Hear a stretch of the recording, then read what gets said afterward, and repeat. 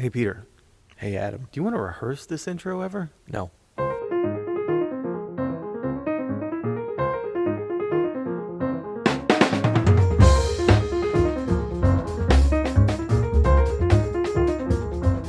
I'm Adam Maness, And I'm Peter Martin. and you're listening to the You'll Hear It podcast. Daily jazz advice coming at you. Brought to you by Open Studio. Now, I don't know about you, but I actually love rehearsing. Really? I have a love-hate relationship with rehearsing. No, at times, like when it's needed, Yeah. when you have the right combination of musicians that want to rehearse and you've got the time Yes. and the place, I love it, because it's making music and making it, trying to you've got that goal of usually a performance or a recording or something, and it's the growth, kind of collective growth process to get there. Yeah, I should amend my original statement that I love rehearsals when they are not terrible. Right, When right. rehearsals are good Right. and useful, I think they're one of the most important tools that bands can use. It's like for a sure. vegetable quiche. When it's good, it's great. Yeah. When it's bad, it's not. And I actually think that most modern jazz musicians sleep on rehearsing. Yeah. I mean, at least a lot of people I know don't rehearse at all. And I'm like, the classic bands rehearsed all the time. Yeah. Like even when you think they weren't, like all the Miles' bands rehearsed. Yeah. You know what I mean? Hours. Like Yeah. Coltrane's bands rehearsed. Like, of course, Blakey's, all that stuff. I mean, yeah, there's always going to be a certain amount of we're just going for it. Yeah. You should know this and we can just figure it out. Yeah. That's jazz. Like we're always going to be able to do that. But Yeah. there's more rehearsal than you might think in some of these Right. classic bands. And I think it really is not that different than the classical world, at least what I've seen in the limited participation I used to have in that, if you have a great orchestra, they could get up on any night and you could put whatever from the classical repertoire in front of them with a great conductor, no rehearsal, Right. and they should be able to and will be able to execute a wonderful performance. Of course. But when they've got that rehearsal, and they're very good about being very organized about rehearsing, man. almost over-rehearsing perhaps, but getting those details in there that push it from Yeah. a little 10% better on the performance to really get it to that thrilling level. This might be our first tip. If you have the opportunity to perform with any kind of classical ensemble, Yes. you should do it for a number of reasons, but one of them is you can learn a lot about how to rehearse Yep. from a well-oiled machine. I can't tell you the few times I've been honored to play with the St. Louis Symphony, how much I've learned from the rehearsal process, how Yep. efficient they are, Yep. how Timely. how prepared everybody is, Right. And how ready to go the rehearsal is. Yeah. It's not like my high school concert band in freshman year. You know what I mean? It's Yeah. This is like. Well, I think that's a problem with a lot of even fairly high-level jazz groups and organizations. The rehearsal, there's not. That's always kind of bugged me. People coming in late and just like a general wasting of time. I think the classical world, maybe they're even too far to the point of efficiency, but they also have to be. Yeah. Usually, but I think we can learn a lot. So I love that tip of just kind of learning about the process. Learning about the process. by doing it with people that do it well. Yeah, and then most classical ensembles are union too, so they have Yeah. that in their contract of if you rehearse this much, it costs this much more. So then the Time management is money. is Time down is to money. get Yeah. them going. Yeah. But that should be number one for rehearsal is time is money, and other people's time is worth something to them. Yeah. And so be prepared, be Yep. on time, have your stuff together. If you don't, know the music, maybe at least have charts or something. You know what I mean? Yeah. Sometimes you can, if time isn't of the essence for everybody, if you're 18 years old and just want to play all day, that's cool too. Right. And that's not. Yeah. That's barely rehearsing, and that's more like jamming. Yeah. But Jam session, which is cool too. It's cool too. But if you have a gig coming up and you're trying to get an ensemble together in a tight way, Yeah. make sure that the time is taken care of.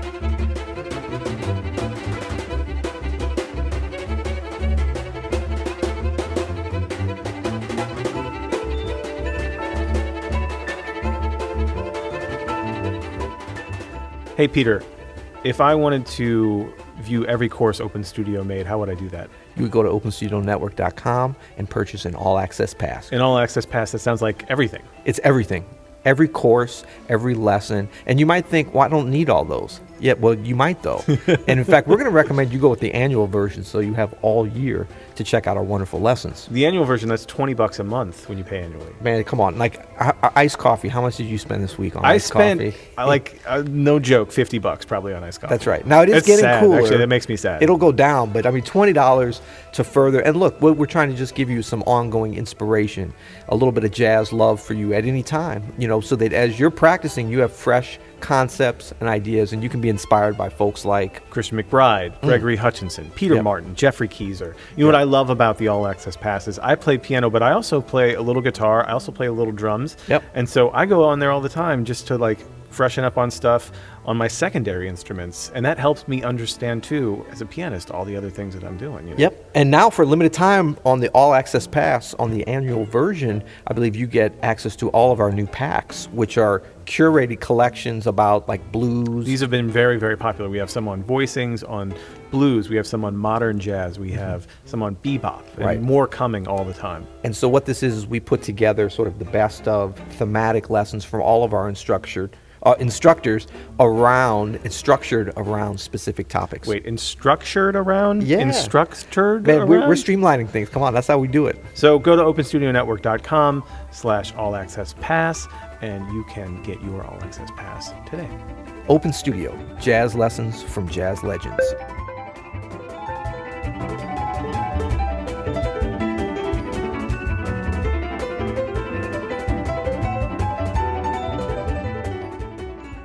So another really good tip that I think this leads directly to is that, come to rehearsals with the mindset that this is a collective rehearsal.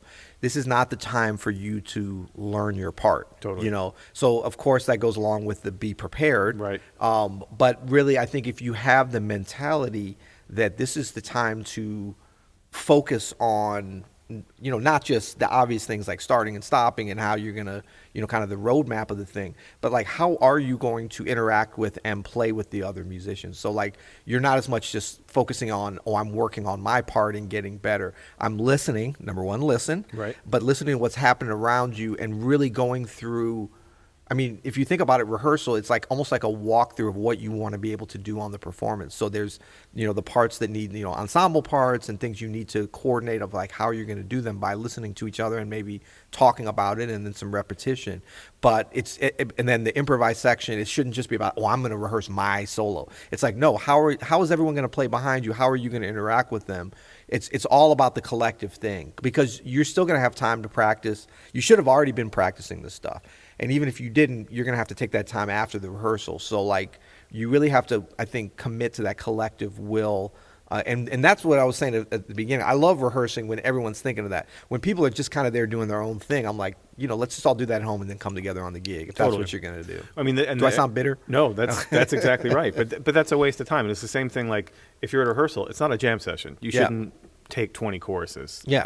just to figure out how to play over the changes of a tune. Like, Yeah. that's something you could do at home. I mean, it's like you come to a team basketball practice. Yeah. And, there's one guy or gal that's just like, every time they get the ball, they're just like chucking up threes. Like, well, I'm working on my three. No, you go do that on your own. Totally. Work on how you are going to interact with the other players at that time. Such a great opportunity to slow things down and really examine all those kind of things that need to be done. Yeah, and not to say that you should never take a solo at a rehearsal because sometimes, you want to figure out the vibe of the tune, how you're going to gel on the solo sections, but that can be done in a chorus or two, Right, as far as right. like how are we going to come in and out, how are we going to vibe on it.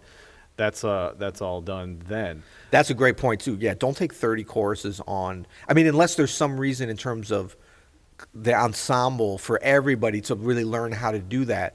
But especially I think the higher level things go, I do believe there should be, and there is, less rehearsal. Yeah. The better the players, and like when things are going well, go through it quickly and leave, especially like the improvised section. I don't like over rehearsing. I mean, over rehearse things that need to be rehearsed a lot, under rehearse things that don't need to be. That's a part of the efficiency, and you'll learn that certainly from going through a classical rehearsal. I mean, I've been part of some, symphony rehearsals where there's parts of the program we never even played because everybody knows that we're going to be able to nail them. Save it for the gig. Save it for the gig, exactly. And I mean, for sure, like when you get to like solos and stuff, don't put everybody through.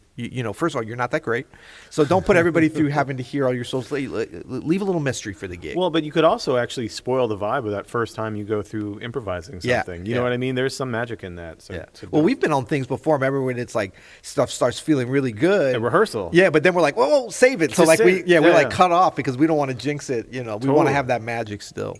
Something that we do now in rehearsals that I think is so great and useful that I didn't used to do as much before there were smartphones, and this is a really good tip I think, is once you have sort of the arrangement of something, play it through once in a short form, with maybe limited solos or whatever, and record it on your phone. Yes. And then when you practice it in the days leading up to the actual gig, you can hear exactly how you rehearsed it. Right. I used to take like detailed notes, but now I can just record it. Right. I can play along with it. I can remember how the arrangement went. Yeah. And that way I don't have notes at all. I don't have to look at anything. No, it's great. And that's a great, Diane Reeves is so good at that. Like she'll always have her phone, or she used to have like a recorder or whatever, but she would, like if we're rehearsing something that she really wants to work on. And look, I mean, she's paying us. This is her band. She could have us in there for hours, but like we'll go through it one time and then she'll say, all right, can you just play one chorus now without me? And she'll record it. And then she's like, okay, cool. And she'll go and then practice on her own with that, as opposed to just sitting up there singing, over and over again with us. And she's really good at and she always sort of knows how to find those parts that she wants to work on later, but then have the documentation kind of how it goes. You know what I was also just thinking about for rehearsing is sometimes the rehearsal can be part of the editing process.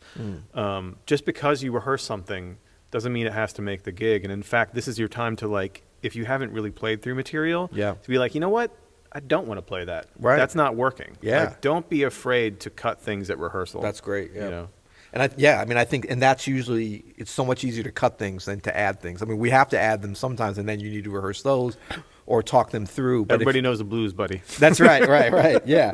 And I really like that. I think even, we've probably both been in situations too. I know I've done this, like if you have written a piece or like a commission piece where you're playing, it's being played for the first time, whether you're just there listening or kind of walking people through or playing it along with the ensemble. Don't be afraid to take stuff out of your composition. Like totally. I do that. I very rarely want to add something, but take that moment. I mean, don't stop everybody and be like, hold on, we're going to rewrite it. Just make a note, and then everyone's going to be able to play it, even if you don't rehearsing and taking something away. Just make it clear to everybody. Yep. That's great. Good. Yeah, man, we're so smart. Man, I want to kind of feel like let's go rehearse. Nice rehearsal. Yeah, if only we rehearsed our podcast. Yeah. So let's let's review our core principles. Be prepared. Yep. Be on time. Be on time. Yep. Listen as always. Don't overplay. Don't overplay, and really come to the rehearsal with a spirit of collective progress towards the performance, not personal progress. Record the arrangements. Record the arrangements, yeah. And then don't be afraid to edit, to take away things at rehearsal. That's the time to do it. That's right. That's Adam and Peter's recipe for success. If you have a rehearsal question or a question in general for well, it's us, not possible for them to have a question about rehearsal because we just answered everyone. Answered everything. We just put a button on rehearsal. That's right.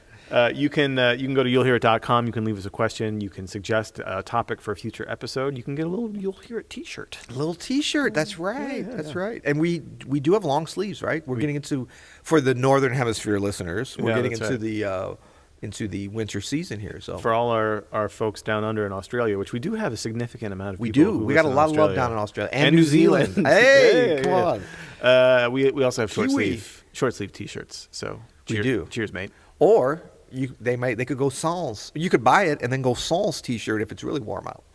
Yeah, you should work out a little bit. Hey man, Australia, have you seen the dudes there? Man, they are in good shape. I'm not gonna lie. Well until tomorrow. You'll hear it.